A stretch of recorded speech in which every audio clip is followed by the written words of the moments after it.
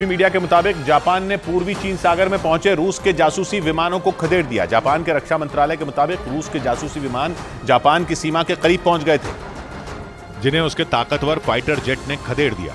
Japan के रक्षा मंत्रालय ने दावा किया कि रूस के 2 जासूसी विमान जापान के ओकिनावा द्वीप के पास देखे गए।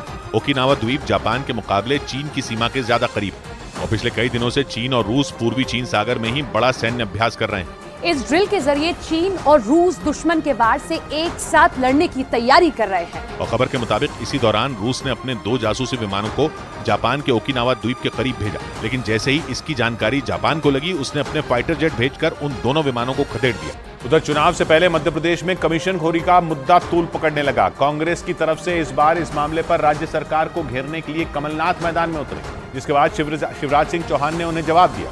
यानी कमीशनखोरी के मुद्दे पर कमलनाथ और शिवराज सिंह चौहान में जबानी जंग छिड़ गई। इस एफआईआर के बाद तो एक और आ गया जो टीवी पर आ गया, उसने भी अपनी पत्र लिख दिया। उन्होंने तो गौशाला को भी नहीं छोड़ा, जो मैंने कहा। इन्होंने महाकाल को नहीं छोड़ा, गौशाला को नहीं छोड़ा किसको है?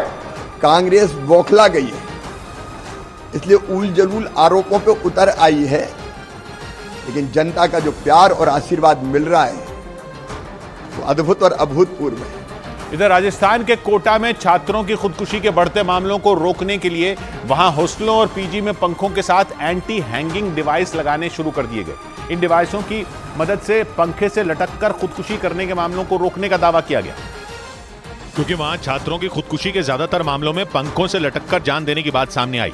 इसीलिए कोटा जिला प्रशासन के आदेश के बाद वहां पीजी हॉस्टलों के पंखों के साथ बड़े पैमाने पर ये एंटी हैंगिंग डिवाइस लगाने का काम शुरू किया गया, क्योंकि स्प्रिंग की तरह खींचने वाला ये डिवाइस जिस पंखे में लगा दिया जाएगा, उस पर 20 किलो से ज्यादा वजन आते ही पंखा स्प्रिंग के साथ खींचकर नीचे आ जाएगा। जितने भी हमने सर्वे किया है, जो बच्चे सुसाइड जो करते हैं, उनका माध्यम जो होता है वो पंखा ही होता है। कोटा में मेडिकल और इंजीनियरिंग की तैयारी करने के लिए देश के कई हिस्सों से छात्र आते हैं, लेकिन वहां छात्रों की खुदकुशी के बढ़ते मामलों ने प्रशासन की चिंता बढ़ा दी, क्योंकि कोटा में इसी साल 21 छात्रों की खुदकुशी के मामले सामने आए। इसीलिए वहां पीजी हॉस्टल चलाने वालों को पंखों के साथ एंटी हैंगिंग डिवाइस लगाने के निर्देश दिए गए। उधर बेंगलुरु में देश का पहला 3D प्रिंटेड डाकघर बनकर तैयार हो गया। केंद्रीय मंत्री अश्विनी वैष्णव ने इसका उद्घाटन किया। प्रिंटिंग की नई तकनीक का इस्तेमाल करके इस डाकघर को केवल 44 दिनों में बना लिया गया, क्योंकि इस नई तकनीक में रोबोटिक प्रिंटर का इस्तेमाल किया गया और 3D कंक्रीट तकनीक की मदद से डाकघर बनकर तैयार हो गया, जिसमें रोबोटिक 3D प्रिंटर से मिले इनपुट के आधार पर डाकघर की बिल्डिंग की परत दर परत बिठाई गई। 44 दिनों में तैयार बेंगलुरु के कैम्ब्रिज लेआउट डाकघर का केंद्रीय मंत्री अश्विनी वैष्णव ने उद्घाटन किया। इस खास मौके पर प्रधानमंत्री ने भी ट्वीट किया और लिखा कि इस डाकघर को देखकर हर भारतीय को गर्व होगा, क्योंकि ये भारत के विकास का प्रतीक है।